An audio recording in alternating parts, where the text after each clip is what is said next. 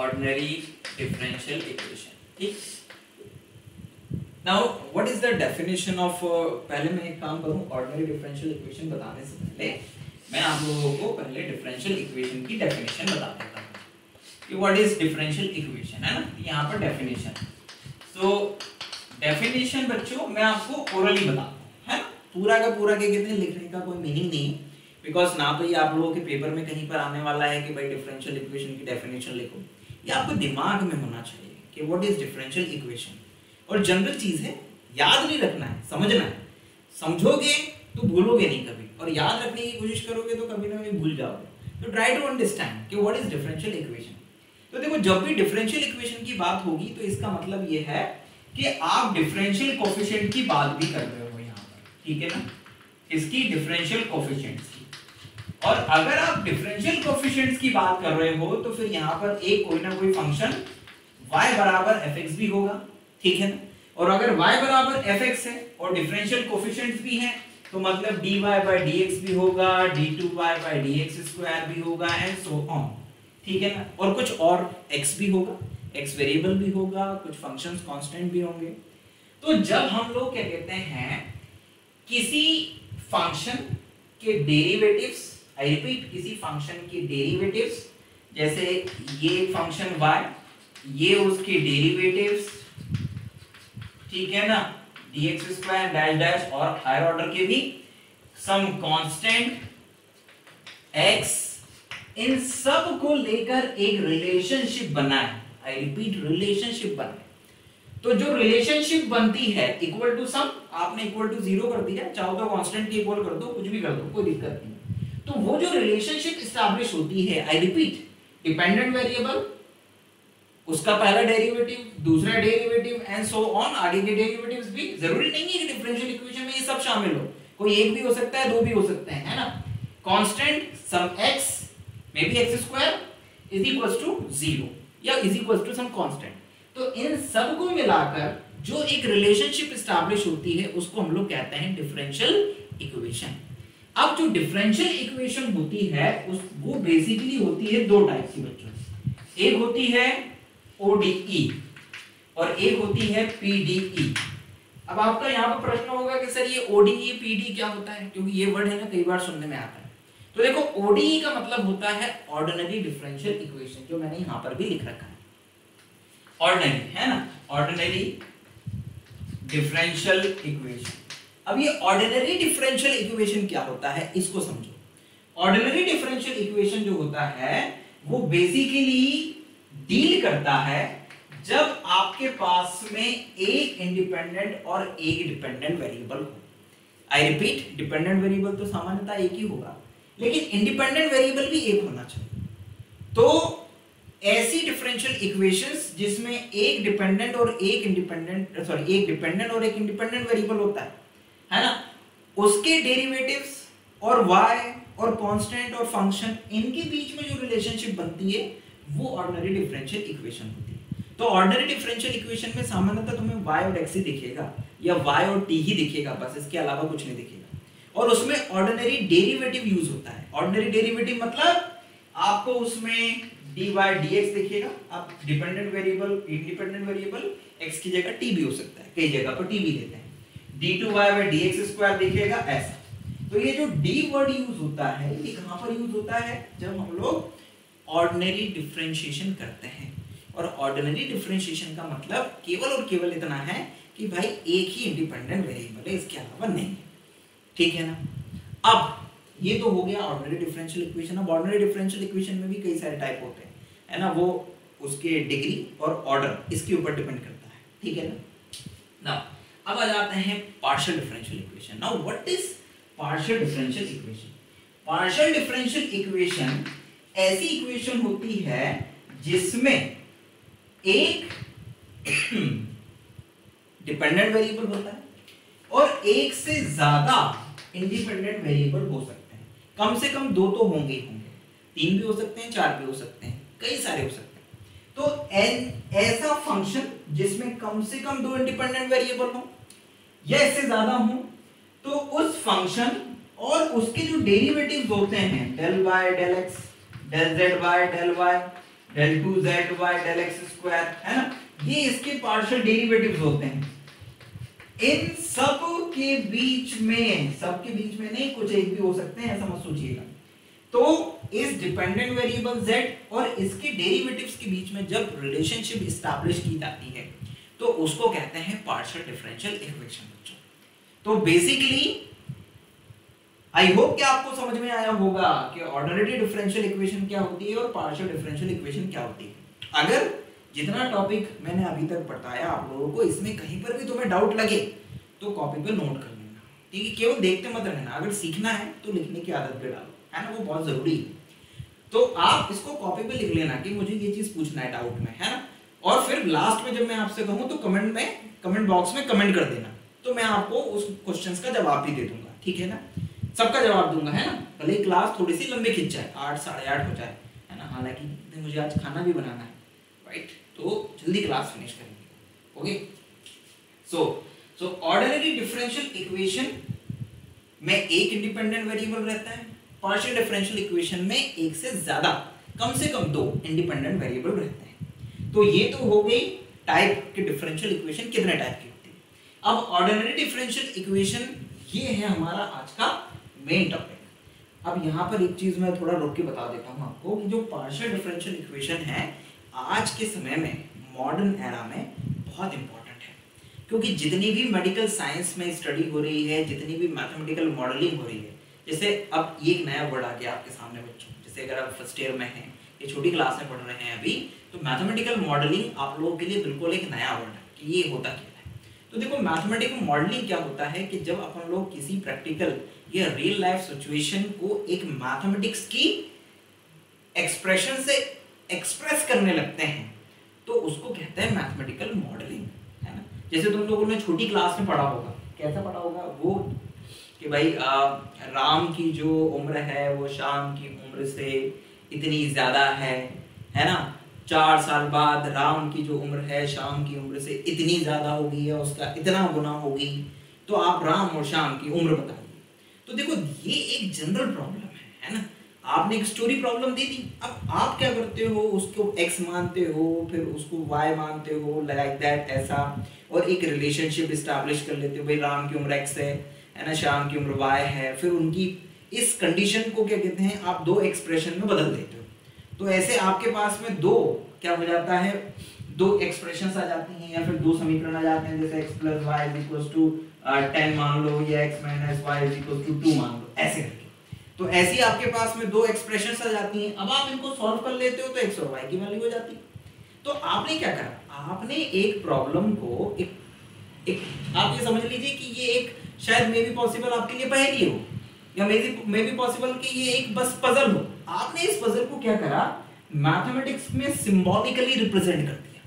तो जब आपने इसको मैथमेटिकली सिंबॉलिकली रिप्रेजेंट कर दिया तो यही मैथमेटिकल मॉडलिंग होती है। आई रिपीट, यही मैथमेटिकल मॉडलिंग होती है। अब आज के समय में क्या होता है कि जैसे मान लो कोरोना आया, है ना, अभी हम लोगों ने पिछले 2 साल में कोरोना को काफी झेला है, या फिर कोई और इस तरह का डिजीज आया जो कि फैल रहा है, तो उसमें क्या होता है कि डेटा को एनालिसिस किया जाता है कि आज कितने केस है, कल कितने केस थे, परसों कितने केस थे, और फिर क्या कहते हैं उनकी ग्राफ्स बनाए जाते हैं, उन ग्राफ्स के थ्रू उनका रेट निकाला जाता है, और उन रेट और कई सारे जो पैरामीटर्स हैं, कई सारे जो वेरिएबल हैं, ठीक है, वेरिएबल अब कुछ भी हो सकता है, ठीक है, इन्फेक्शन हुआ, इधर से उधर हुआ, आपने ट्रीटमेंट नहीं लिया, कुछ भी हो सकता है।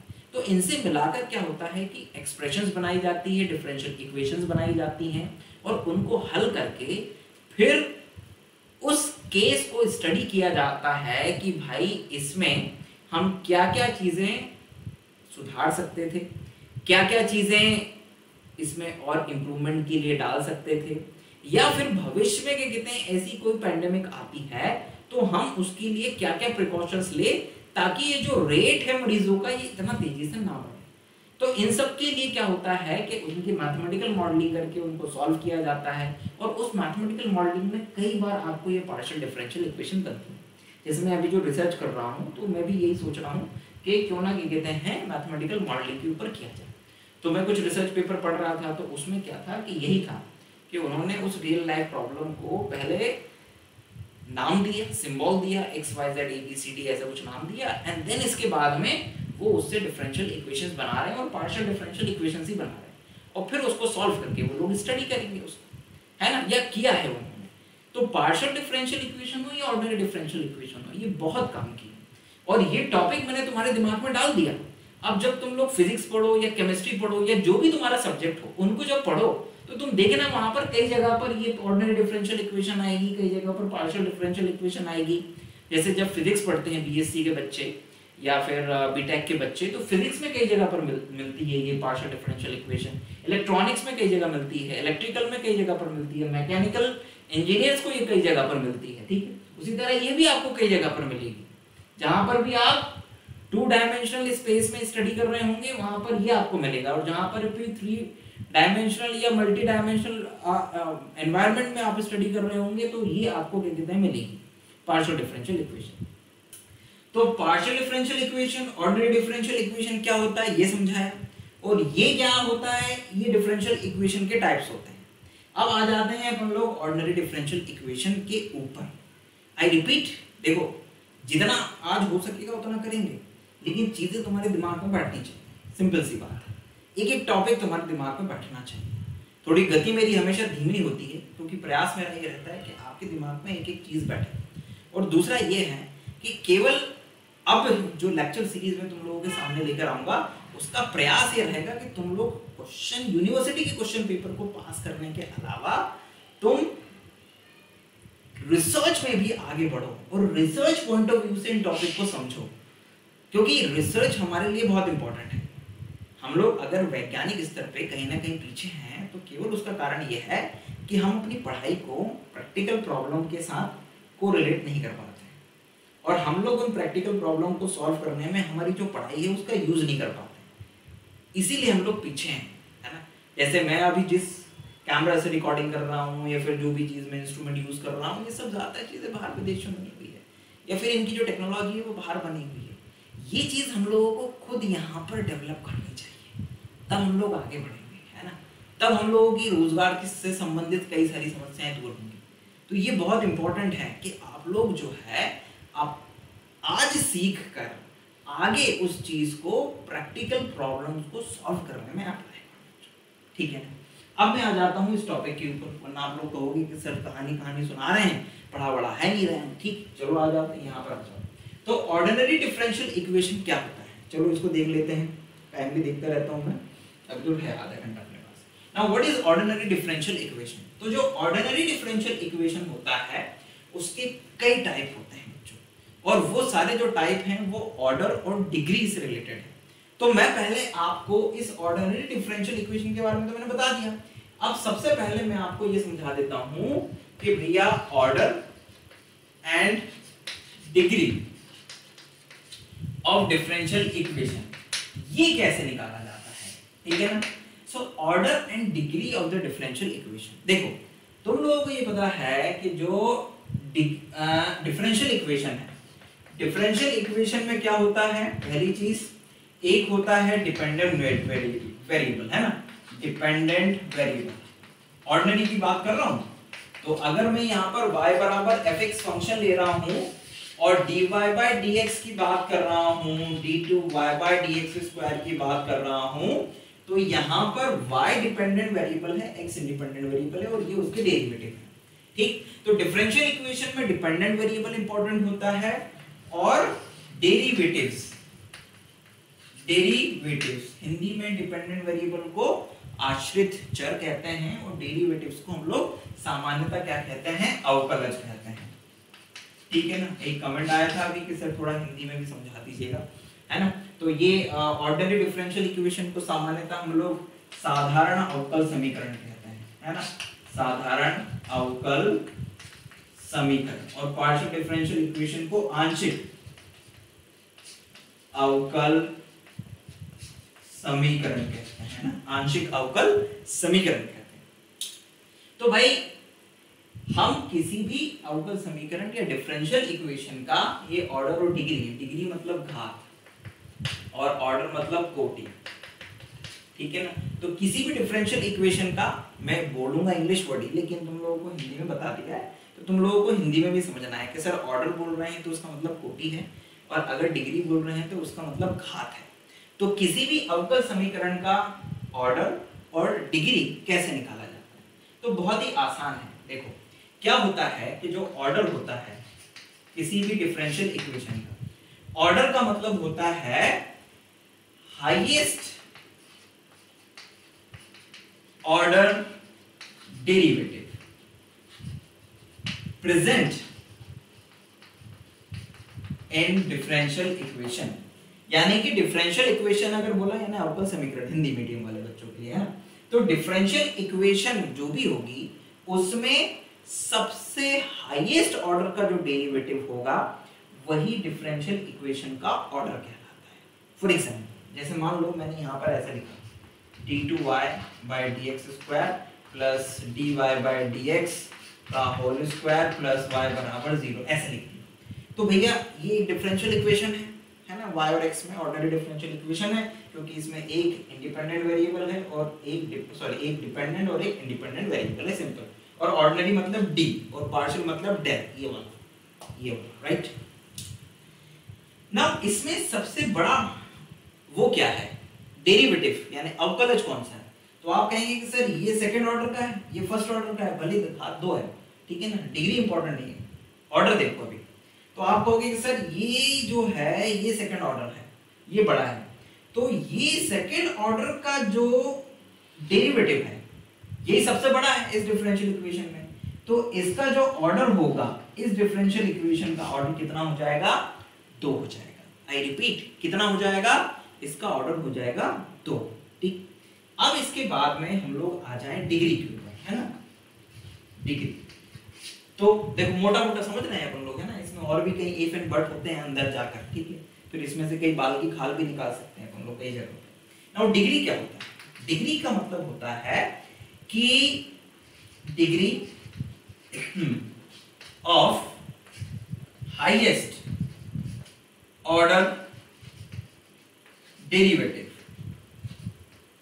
प्रेजेंट इन डिफरेंशियल इक्वेशन, है ना।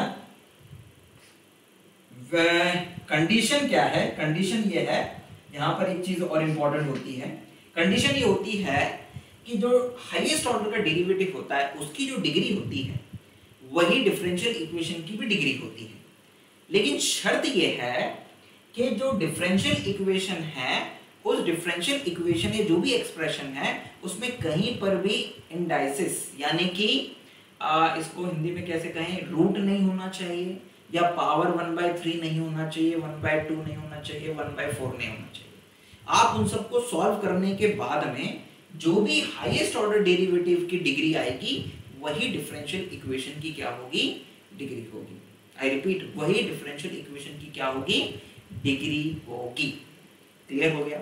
तो ऑर्डर मतलब कि जो भी highest order derivative differential equation में होगा, जितने भी ऑर्डर का होगा, जैसे यहाँ पर 2 ऑर्डर का है तो इसका ऑर्डर कितना हो गया, 2 हो गया।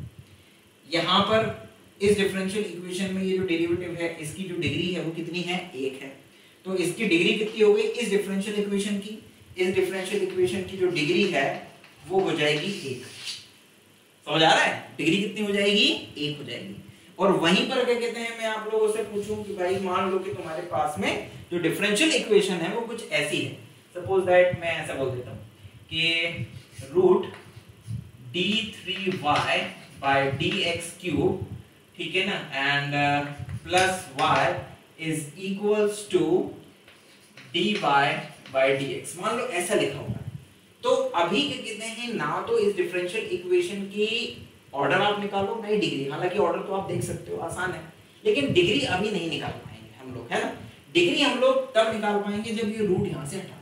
तो जब रूट यहां से हटा देंगे तो हमारे पास ये कुछ ऐसा बनेगा, d3y/dx³ प्लस y बराबर dy/dx का होल स्क्वायर, ये ऐसा बन जाएगा। तो उस केस में जो ऑर्डर है इसका वो हो जाएगा 3 और जो डिग्री है इसकी वो हो जाएगी 1। तो हमारे पास में ऑर्डर भी आ जाएगा और डिग्री भी हो जाएगी, ठीक।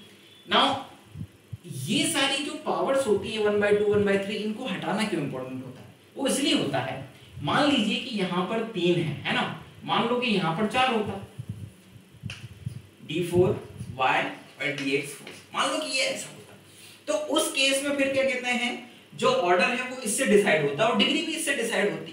तो ऐसी स्थिति में फिर गड़बड़ हो जाता। अगर ये रूट लगा रहने देते आप तो भाई ऑर्डर तो 4 है, ठीक है, इसका जो ऑर्डर है वो ऑर्डर तो 4 ही रहता, लेकिन डिग्री में प्रॉब्लम हो जाती, क्योंकि ये रूट जब तक नहीं हटाएंगे ना तब तक आप डिग्री नहीं निकाल सकते। सारी की सारी जो पावर्स हैं वो होल नंबर में होना चाहिए, डिपेंडेंट वेरिएबल की भी और independent variable, sorry dependent variable की भी और जितने भी डेरिवेटिव्स हैं उनकी जो पावर है वो किस में होना चाहिए, होल नंबर में होना चाहिए। तो इसको होल नंबर बनाने के लिए आप स्क्वायर कर देंगे तो आपके पास कितना हो जाएगा, आपके पास में आ जाएगा d3y by dx cube plus y is equals to d4y by dx 4 और ये होल स्क्वायर है। तो उस केस में इसकी जो डिग्री है वो कितनी हो जाएगी, 2 हो जाएगी।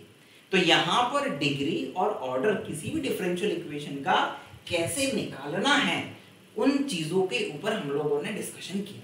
आई रिपीट, जब भी ये कहते हैं देखो ऑर्डर में तो तुम्हें दिक्कत नहीं जाएगी, ऑर्डर तो भाई तुम देख लेना कि कितना ऑर्डर है वो, क्योंकि जो भी हाईएस्ट ऑर्डर का डेरिवेटिव अवकलज होगा उसको देखकर जितना उसका ऑर्डर होगा उसकी कोटि होगी, वही अवकल समीकरण या डिफरेंशियल इक्वेशन की कोटि होगी। लेकिन अगर डिग्री निकालना है तो इस तरह की करनी होंगी, पावर 1/3 होगी, पावर 1/2 होगी, उन सबको तुम लोगों को क्या करना पड़ेगा, हटाना पड़ेगा। समझ आ रहा है कि नहीं आ रहा है? ठीक, अच्छा 10 ही बच्चे बचे ऑनलाइन में, ठीक है कोई बात नहीं, ओके जितने भी बच्चे बचे हैं ठीक है। अब ये तो तुम लोगों ने डिफरेंशियल इक्वेशन का ऑर्डर, उसका इंट्रोडक्शन, उसकी इंपॉर्टेंस, उसकी डिग्री कैसे निकाली जाती है, टाइप्स का होते हैं डिफरेंशियल इक्वेशन के, ये तुम लोगों ने पढ़ लिया।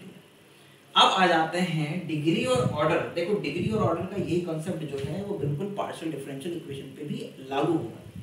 उसमें भी हाईएस्ट ऑर्डर का जो डेरिवेटिव होगा वो डिफरेंशियल इक्वेशन की डिग्री होगी, सॉरी ऑर्डर होगा, और हाईएस्ट ऑर्डर की जो भी पावर रहेगी वो डिफरेंशियल इक्वेशन की क्या हो जाएगी, डिग्री हो जाएगी। ठीक है, अब हम लोग ये समझेंगे कि ये जो ऑर्डिनरी डिफरेंशियल इक्वेशन होता है ये कितने टाइप की होती है और हम लोगों को शुरुआत कहां से करनी है और फिर उसको सॉल्व करने की टेक्निक कौन सी होती है, ये सारी की सारी चीजें हम लोगों को डिस्कस करनी है। तो आओ सबसे पहले हम लोग देख लेते हैं कि ऑर्डिनरी डिफरेंशियल इक्वेशन कितने टाइप की होती हैं और फिर उन टाइप्स को भी थोड़ा सा डिस्कस कर लेते हैं, दिमाग में थोड़ी सी उनकी एक इमेज बना लेते हैं। क्योंकि जब भी आप कोई यूनिवर्सिटी का एग्जाम देंगे या फिर कोई कंपटीशन एग्जाम देंगे बच्चों, तो आपके लिए पता है सबसे इंपॉर्टेंट क्या होगा, आपके लिए सबसे ज्यादा इंपॉर्टेंट होगा कि पहले आपको उस डिफरेंशियल इक्वेशन को पहचानना आना चाहिए। यानी आपकी जो समस्या है उस समस्या को आपको पहचानना आना चाहिए पहले। जब आप अपनी समस्या को पहचान पाओगे तभी उसको हल कर पाओगे, और अगर समस्या का ही पता ही नहीं है कि भाई है क्या तो उसको हल भी नहीं कर पाओगे। इसलिए पहले आपको डिफरेंशियल इक्वेशन की पहचान करना आना चाहिए। क्या करना आना चाहिए, पहचान करना आना चाहिए। ठीक, तो चलिए आइए पहले हम लोग अब ऑर्डिनरी डिफरेंशियल इक्वेशन के प्रकार को पढ़ते हैं, समझते हैं और फिर आगे बढ़ेंगे। ठीक है, थोड़ा गला सूख रहा है, पानी पी लेता हूँ, है ना। आज मैंने पानी ला के रख लिया था, पता था कि आज पक्के में गला सूखेगा, है ना।